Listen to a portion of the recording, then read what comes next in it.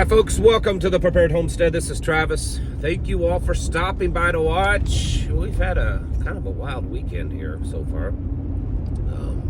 Some pretty severe storms come through Friday evening. Well, actually, what started was Friday was probably one of the worst fire danger days that this area has seen in many, many years. They said it was historic. And right towards the end of the day, sure enough, we had just fires light up all over the place.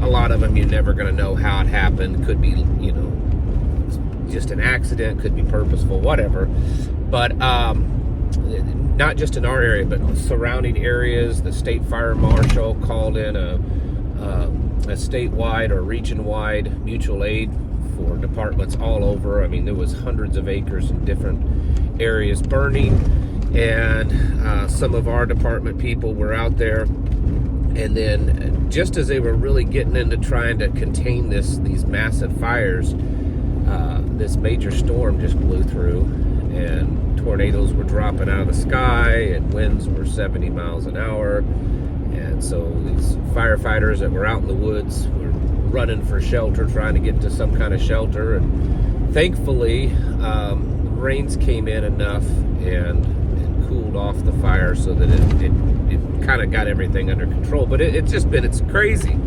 It's been crazy. And then we went last week, we were in the 80s all week. And then last night we got down to below freezing and woke up this morning with ice all over the vehicles, and it's cold. And it's the Ozarks, folks. It's crazy. It looks like it's going to be a beautiful day today, though. But we've definitely had a very busy last few days due to all the crazy weather. Anyways, for the rest of you that don't care about the weather, I have a tendency to just step in it sometimes, and to not be gentle about some of the things that I say. That's one of I get criticized for that. Sometimes I'm a little too abrupt.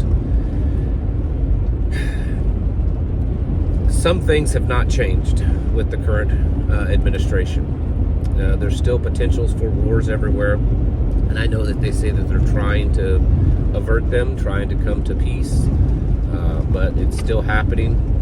And over the weekend, or yesterday, the United States started bombing the Houthis in Yemen. Looked like some pretty significant bombings. Even there are reports. There's mixed reports, okay? And I'm going to make a clarification. There's mixed reports, and most of the ones that are saying it did happen are people that oppose the Trump administration. So at this point, they may not be true.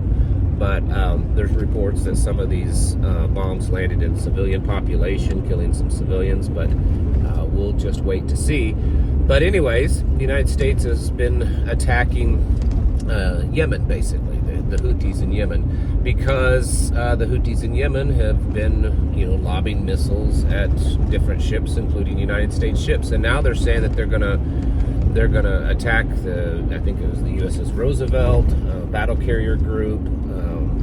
It's just going to get worse.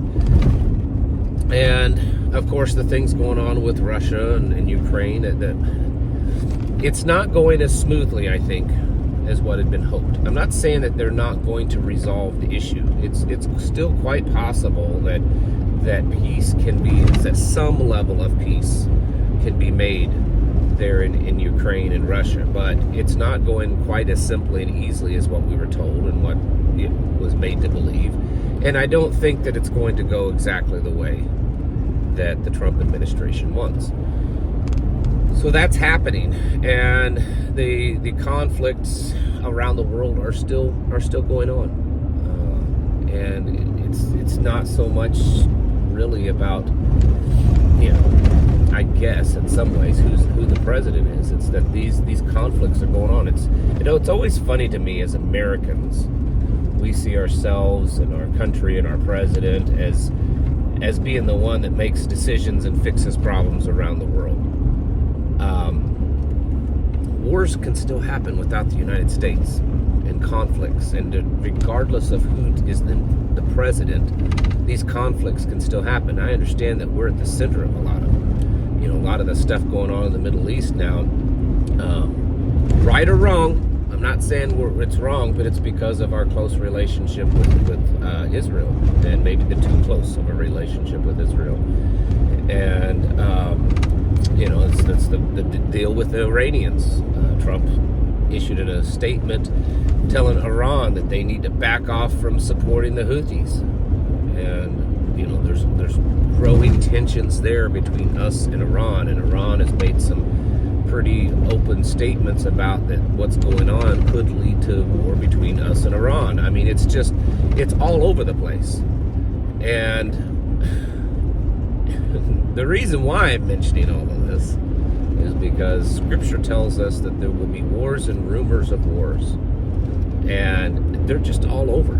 They're all over. The president this week kicked out the South African ambassador, saying that South Africa's, doing all these bad things, so we kicked them out. There's conflict everywhere. There's chaos everywhere. And even though in your little circle it may seem to be pretty normal, I think it's because, we try to keep things as normal as possible within our circle. But the fact is that around the world, nation against nation, people against people, things are crazy, probably at an all-time high on conflict. And to me, that's a big sign, folks. And it's a big sign that we have to get ready. When we see all these things happen, we see the weather, it's wonky, it's crazy. We see the hatred and the evilness and the conflict between people, individuals. They can't seem to get along, and then we see nations against nation and wars and rumors of wars. It all sounds so familiar. I mean, my goodness. I don't know. It sounds familiar. I think it would be foolish for people to just not pay attention to this. It doesn't mean that you need to obsess over it, but I think it'd be foolish to ignore it. And realize that the times that we are living in, and that it's very likely that we will go through some pretty harsh times, possibly even in our lifetime.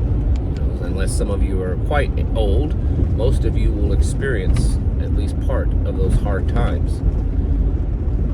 And we're told to be ready. We're told to have our lamps filled with oil and to endure to the end. And I think that's what we need to be doing, because it's just the things that are happening around the world. It's like every day there's something new. Every day there's some new war. Every day there's some crazy acts of violence against people that just stun and shock us. There's degeneracy and evil every day.